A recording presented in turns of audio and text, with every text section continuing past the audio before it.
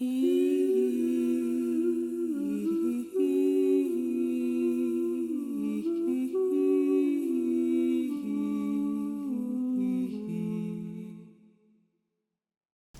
and welcome to Our Waking Dream. I'm your host, Coco Swanson. I'm a spiritual strategist. I'm a forever seeker, and I'm a mentor curriculum developer for all things bringing esoteric into your day-to-day life in a way that you can eventually measure the change that you experience. It's what happens when we understand how to create change from the inside out through the power of our heart, our imagination, and here we're guided by the mythic mapping that the living language of astrology provides us. I love astrology. As soon as I started studying it, it's been about a decade now, I realized that it's exceptionally accurate, as in like 100% accurate so far. And if I get something even at like 90% accuracy, I really want to try it. But for me, after I've embodied and learned it enough to practice it with my clients, it's been consistent. We understand their chart. We understand what practical tools rooted in energy healing and ritual and wisdom traditions that we can integrate into their lives, into my lives, in my life and your lives, that create substantiated change. So each week I'll be going over one basic theme that's moving either through that week or through the season that allows us to quantum level up. Because if we change our energy, then our thoughts change, what we're attracting changes, everything changes when our energy shifts. So welcome. I'm so glad you're here. This week, I'll be talking about the full moon in Taurus on November 5th. It's an early morning, at least in the West Coast USA. Early morning, 5 a.m. So you have to do the time math to figure out where it lands in your world. And it's full moon. So full moons always imply that the moon and the sun are opposing each other. So right away, with astrology, it's like a math equation. If we have an opposition, we need to embrace both sides of the polarity in order to actualize the potential.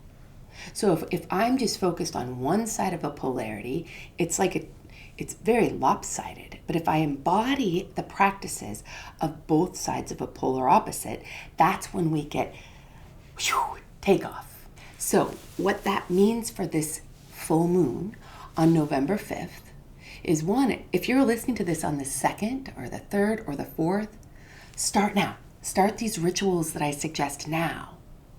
Because the rituals, which is any moment, I define ritual as any moment that we imbue with intention, breath, and time. So it's any moment that we drop out of our status quo thoughts and into intentionality, which my intention mixed with my breath over time creates change at the energetic level. I love working with energy because if I want to turn a light switch off or on in a house, I have to walk over with my physical body. I mean, unless I have like a little clicker, but say old-fashioned style, I have to walk over. I have to physically turn the switch off or on in order to change the light. With energy, I can change it with my imagination, with my felt sense, with my heart. So if I can change energy, and if I change energy, form changes. That's why I employ all of these practices that I suggest on this podcast, on this show, because I like efficiency. I like to facilitate change that stays. Not change is the only constant, but I like results. And then from that place, reconfigure and look at what the next little puzzle is on my trip to planet Earth here. Okay, so if we look at the full moon, we've got Taurus, which represents resources. Taurus loves It loves beauty. It loves texture. It loves. It is the easiest to describe it with resources of time, of money, of beauty. And so if I'm working the Taurus Scorpio axis, those two are in opposition. So the sun is at 13 degrees of Scorpio and the moon is at 13 degrees of Taurus for this full moon on the 5th. And the window of time is happening now, because if I imbue a moment with a ritual, which earth-based rituals is like the sweet spot for a Taurus Scorpio axis, because Scorpio is all about deep alchemical change. So it can be simply a breath. I change oxygen. I breathe in, then the trees, they take my exhale and that's their inhale. That's exchange that empowers both me and the tree, so to say. But ritual, it's transformative practices, passionate, deep. It's the depth of the waters. Transformation changes. If I change at an energetic level through alchemy, mystery, then I am changing at a physical level, because energy, concentrated energy, creates form. You with me? So this full moon is a perfect time to embody earth-based rituals to create change. Well, in what realms can we create change? So at this full moon, we have all the outer planets.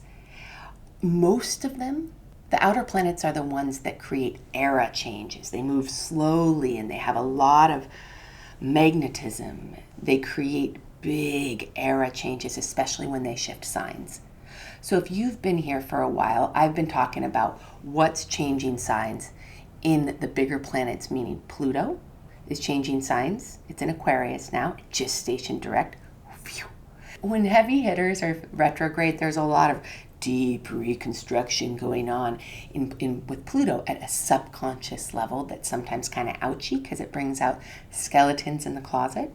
But we also there's harmonious relationships between Jupiter and Uranus, Jupiter and Saturn, Neptune and Uranus, Neptune and Mars, Neptune and Pluto, Mars and Pluto, Mars and Neptune. They're all making trines or sextiles, which is a harmonious way to facilitate change.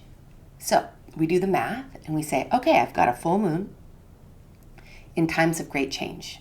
Well, I'd like to use this moon to help me and us, because it's a me and us thing always, to create change that allows for this era shift that we're going through. That really is, come 2026, it's a whole different signature of outer planets. It's a different era. So right now, especially with Neptune and Saturn retrograde in Pisces, we have the opportunity to clean the slate karmically, because it's the last point of the zodiac. So it's a fantastic time to do ritual. So this full moon is wonderful. So how do we do it? What do we want to do? Okay, so the power move for Scorpio, Taurus, opposition, which is happening with the full moon. Sorry if some of this is repetitive. I just really want to make sure it lands. So if you have studied astrology for a while and it feels repetitive, I apologize. And if you're new and the repetition is nice, thumbs up. So the power move is through cozy, that's Taurus, cozy, earth-based ritual. So the ritual is when we imbue a moment with intention and add breath, and that creates change at the energetic level. So our power lies in shifting energy patterns, always and forever, because when we shift energy patterns, form changes. So the first practice I suggest is it's always rooted in awareness, because we need to become aware of what we're what our goals are, what's needing to change. And so the questions here is karmically, what's up for you? Because that's Saturn and Neptune doing this dance back into Pisces is all about cleaning out our karma.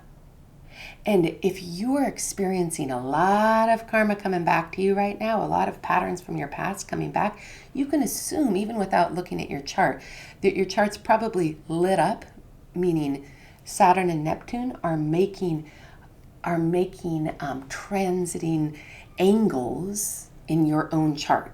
That's what happens with astrology, is the current planets are making mathematical shapes that all have significance with your natal chart, which is where the planets were, and the moon and the sun and the nodes at the moment of your birth, which is like your fingerprint in astrology. And so what have you been karmically clearing? What's up that's like a thing that's on repeat? That's how we find the karmic patterns.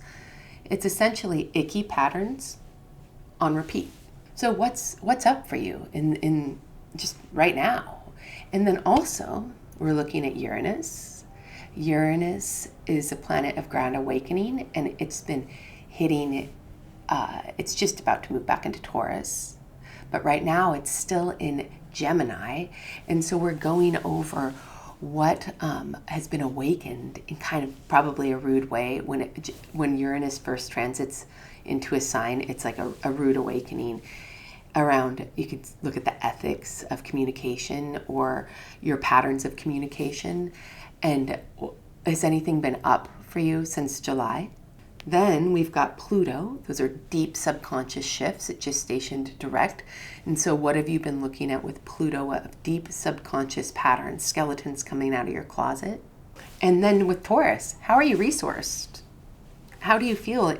Are you feeling like you're really substantiated with the money that you're able to bring in, or the energy that you have, or the things? Like, my background right now is delicious for a Taurus. I'm very Taurian, so I feel substantiated when I'm within beauty, the beauty of nature, the beauty of art or fabrics, or it really impacts me. So I suggest that you take inventory and that you write it down. Like, what's been up for you in relation to all of those themes, and you write it down, so it becomes really, it's like, here's what I'm bringing this full moon into step 2. I've talked about this specific practice before. It's creating an altar to alter, the verb. So the altar is the noun, altar. You create an altar, and I suggest to do it outside. And I'll go over the ingredients and the how-to in a minute. And I suggest you make an altar to alter, alter, the patterns that you're bringing through what's going on karmically, what's been awakened in an ouchy way in your communication patterns, or the communication patterns of your family. And Pluto, with looking at subconscious patterns like the deep skeletons in the closets that have been coming out for either you or a collective level. Because it could be what's really bothering you with what's going on with humanity's ethics. And Taurus, how you're resourced. So you have your little list, right? So then you need some stones. So I have this stone, and I currently am I'm in Europe, and I bring stones with me from Washington State, because these stones, when I'm out, so I know to pick up a stone because my whole body says, pick up the stone, Cokes, pick up the stone. And then when I do, it's this resonant, like I'm picking up or I'm hugging like somebody I love. And then I'll ask, like, do you want to come with me? And the stone will give me, if I listen in, it's an intuitive thing. You can just practice it. And you say, is this a stone I can use for my altar? You just pick up a stone from the ground. I think my stones start to look fancier as I work with them. So it just gets rich. That's tricky to show you. But it gets more and more rich with the more I work with it, because it loves, stones move energy. Everything's all connected with energy.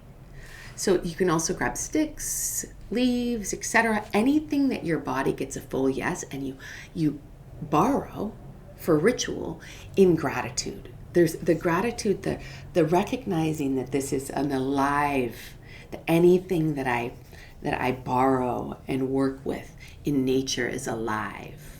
And when I recognize that level of reverence enlivens this more. So I grab my stuff, my stones, my sticks, my leaves, whatever it is, and then I have a little spot.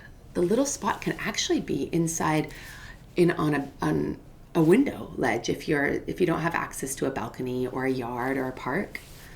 A park's great, a garden spot, any place that we want it to be bathing in the moonlight because we're a full moon.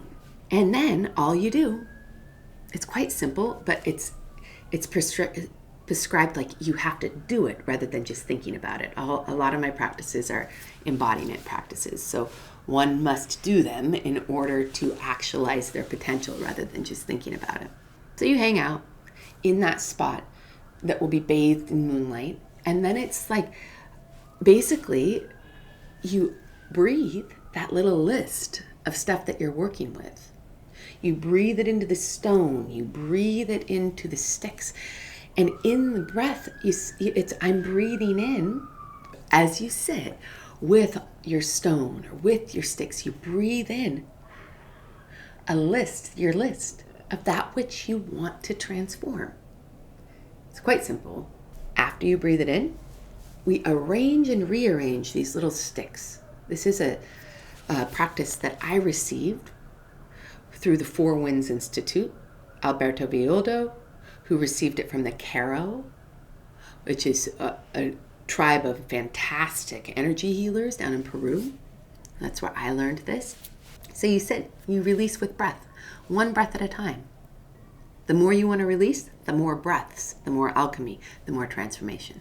Then you let it stew under the moon. We let it change, arrange, and rearrange under the moon. So that's a second practice.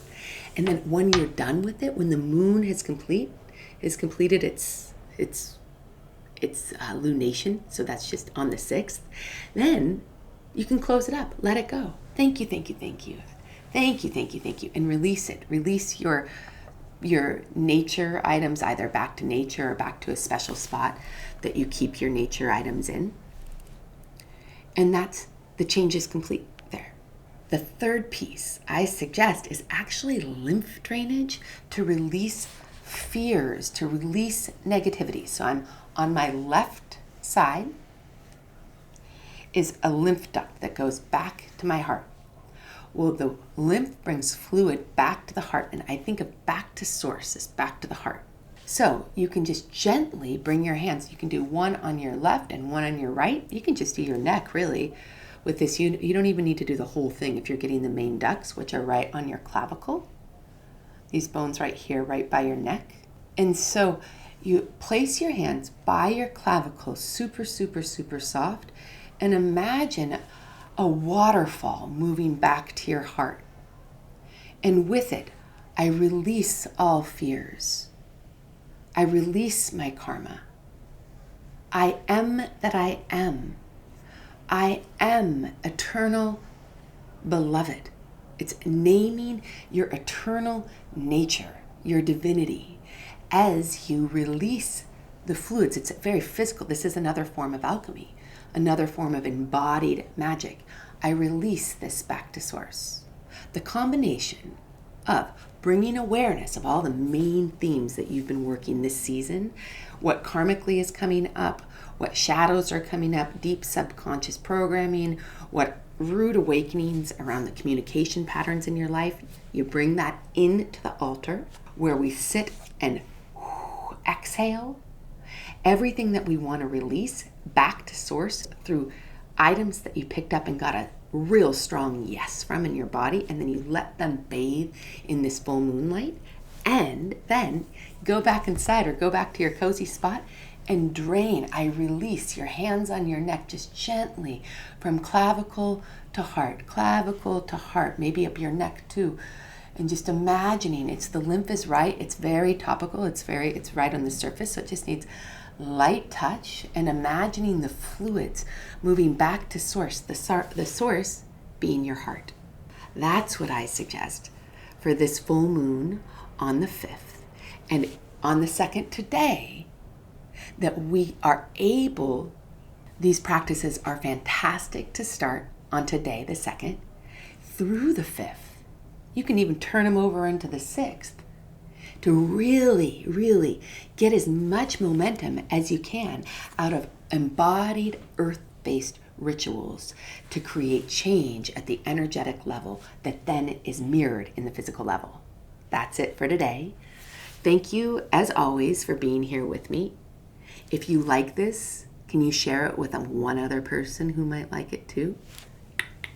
We're sharing this podcast with people who need it, and so I can help whoever needs it and would resonate with this work. So thanks in advance for sharing, and I will see you next week. Thank you, thank you, thank you.